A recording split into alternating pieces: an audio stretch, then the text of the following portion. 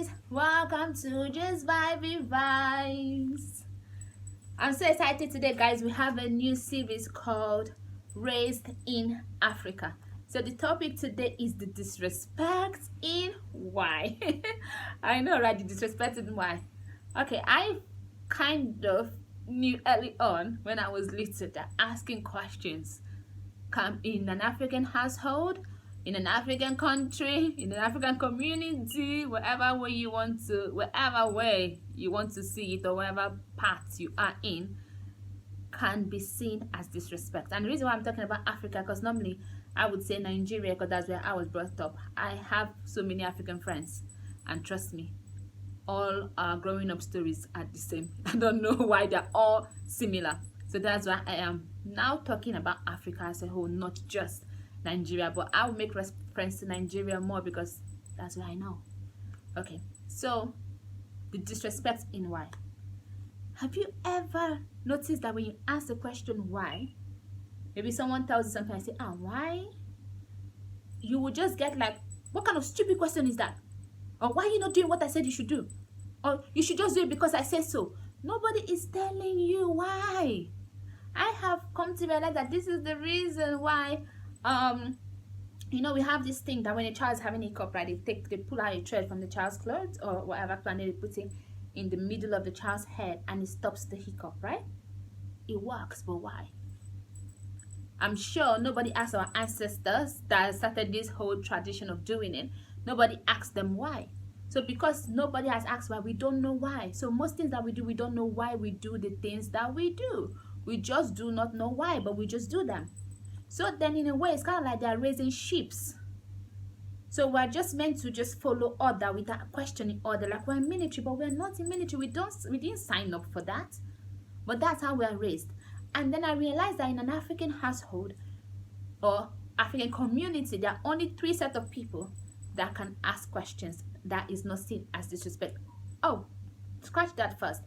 Before I say that, you're allowed to actually ask questions in school. It's actually encouraged. I don't know if that is another, because it's a way of indoctrination from people that they see as superior to themselves. So that way, because of our the kind of education we have, so for that reason, questions are allowed, because any question you ask you still get answers that have to do with the education. So you are allowed, like in fact, you're being praised if you can ask the right question. But also, do not ask a question that your teacher thinks is stupid, because what kind of stupid question is that? Or you ask them a question whereby they think that you're maybe undermining their intelligence, then you're in trouble. So at the same time, you can ask questions, but be careful what kind of question you ask. This is in schools. But now let's go forward now to in an African household or community, the people that can actually ask questions. There are 3 sets of people that can ask questions. The elder, the person that is older than you in any situation, they can ask questions. And then the next set of people that can ask questions is the prominent people, the people that have power. Any kind of power. It could be the pastor. It doesn't matter their age, as long as they're in a position of power.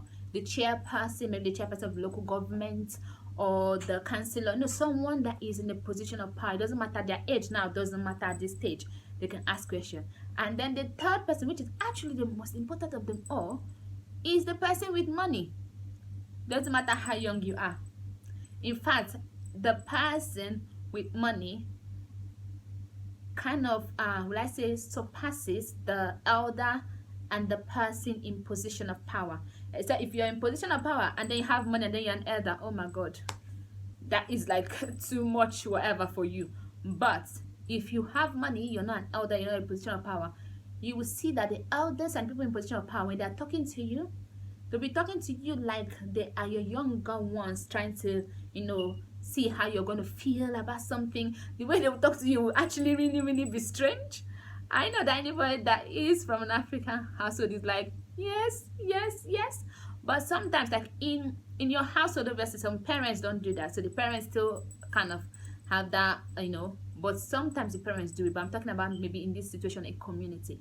And this is the reason why you see that in all African countries, kind of like is a mirror image of each other.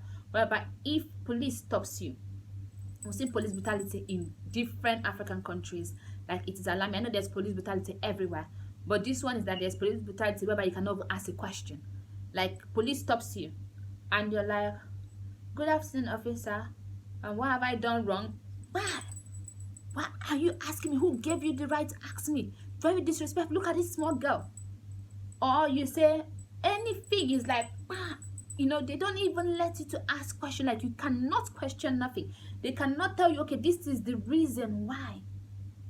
And I noticed this when I was working with children. I still work with children in my church, and then I have to teach them after classes, and they ask questions. Even if you tell them to do something, they'll ask. If they hold my hand, let's cross, so they say why. They want to know why they should hold your hand. And if you think about it, you should be able to tell them, you're holding my hand so that you're closer to me. You cannot run away, so that way I can help to ensure your safety as we cross the road or as we walk on the streets. Then when you explain that to them, then now they know. But if that was an African household and you say why, what kind of stupid question that, come on, hold my hand now? That's maybe what you're going to get. So, but I realized that when these children ask me why, it kind of makes me feel some kind of way. Like, I feel like, why are these children that they're so disrespectful? Like, inside of me, but I never said it to them at first. But I'm thinking, like, why do you children, every time they ask question, something that they should just do, they will just do. They're not, But then, I had to take my time. Like, with time, as years go by, you start understanding a different kind of system of things than the one you kind of know. And then I realized that, I have an issue. Not only did I feel some kind of way when they asked me a question that I have actually worked on. So now I will just answer the question, but sometimes, some kind of question they'll ask, I'll be like, because I said so. Which is still not right. So maybe after this conversation we're having today now, I'm going to work on that because I said so, and I will just explain it now. But then, another thing I noticed is that not only does it make you not you feel somehow when someone younger than you ask you, wants to know the reason for everything, but then I realize that it makes you not to be able to ask questions yourself. For me, I don't know how it works for you, but for me, I'm not good at asking questions. Like, sometimes, if it's school, yes, I'm good at asking questions in school or in a learning situation. But if it is ask someone questions, maybe things I need to know, I will find out that I don't ask. So then, instead of me to just open my mouth and ask a question, I will take my time and try to be studying the person, do investigation to find out something that if I open my mouth and ask, I will get the answer for. Can you imagine that? It happens to me a lot. Like I have this friend, Ochikode. He's actually raised in Nigeria too, but he asks lots of questions and he doesn't know that. Maybe he's going to know that today. I kind of want to be like him when it comes to asking questions. He will ask questions whereby you can't even lie by the time he's done with the question, because the questions are so, intrusive in a way whereby by the time you finish answering him, everything is already out. I'm like, I want to be like him when it comes to asking a question, but I do not. Even till now, I don't ask questions. So instead of me to, I'll be thinking, how would the person feel? How would he look?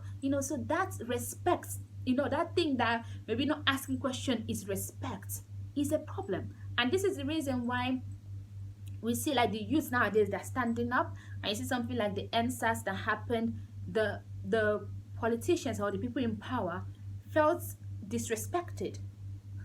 But because that is kind of our culture, right? Culture does that is, I think it's something that you do over and over again, right? It becomes culture. I'm not sure if I'm getting that people practice, like what people do, it becomes culture, right? So that is our culture in that sense, that you don't ask questions. When you ask questions, it's seen as disrespect. So when people now are saying, we don't want this, change this, and then when they say, we've changed it, we do not just believe. The people do not just believe. They're like, we want to see working. So now that is seen as disrespect. Like, how dare you ask questions? How dare you say you want something different? You're supposed to just listen and follow like a robot. You're supposed to just follow orders. You're supposed to never question something.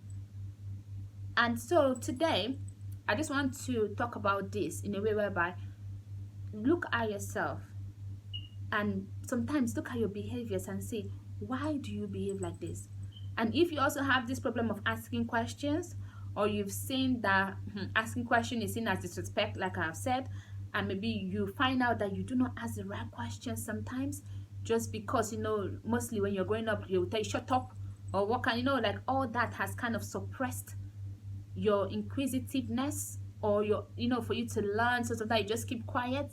If you know that all these have affected you, then please try day by day, as I'm going to start trying when it comes to question. I have a lot to go work on that.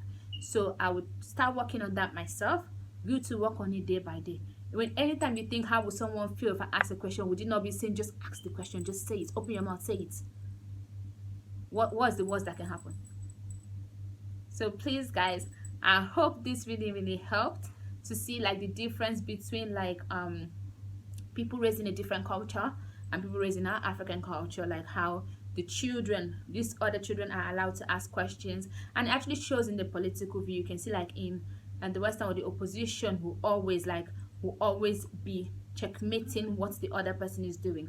But in African countries, if it is done, it will be like, oh, the person is sad, the person is not happy that that person won. Obviously nobody's happy that the other person won, but the person is trying to undermine. Yes, they are trying to undermine you, so you're supposed to be doing better so that they cannot undermine you. So but in Africa, it is seen as something that is negative, while in the Western world, it's seen as something that is positive. The opposition keeps the people, the ruling party, in check, so they make sure they are doing the right things. And the people obviously would ask questions over and over. You have to make sure the people agree with you. Whether you're going to trick them, whatever you're going to do, but you have to make sure you have majority of the people in support of you. But while in Africa, the people don't matter. In fact, the opposition matters because, they have a bit of, prominence. But the people, who are they? How dare they? How dare they ask for good road? How dare they ask for police not to beat them? How dare they ask to go back to school? Who are they? What kind of disrespect is that? You see? So this is the problem. So I hope we can all listen to this and work on it, and if we have that kind of behavior in us, because definitely when you're brought up in that way, it kind of you kind of become that. If you notice, sometimes you realize that you're becoming your mother or you're becoming your father, things like that. Yes, that's what happens in life. So whatever you've been told when you're little is indoctrination. So it's kind of like the African, like raising an African, like being raised in Africa is an indoctrinating system. So it is something like train a child in the way he should go, so that when he's old he will not depart from it. So that's why, like, you see everybody in position. It doesn't even matter what. If someone is a security man, you want to enter that gate, the way they will talk to you. If someone is, just things like that, we notice it. Like you see people that have even been housemates in houses. God help them, maybe, and things have changed in their life. They have mates, they will treat the maid just as bad as they were treated. All these things kind of, it just repeats itself. It's like a circle. So for us to be able to break these circles, we need to look at the things, the reason why, and see the wrong in them, so that way we can work together to make a better humans in Africa, or better everything in Africa. So I hope this helps. I love you guys. Mwah. See you next week. Please do not forget to subscribe, do not forget to like, do not forget to comment if you agree with me. If you disagree with me, please comment also. I would like to also hear some opposing contribution, or if there isn't, it's fine, but please comment, share, subscribe, and like. I love you guys. Mwah.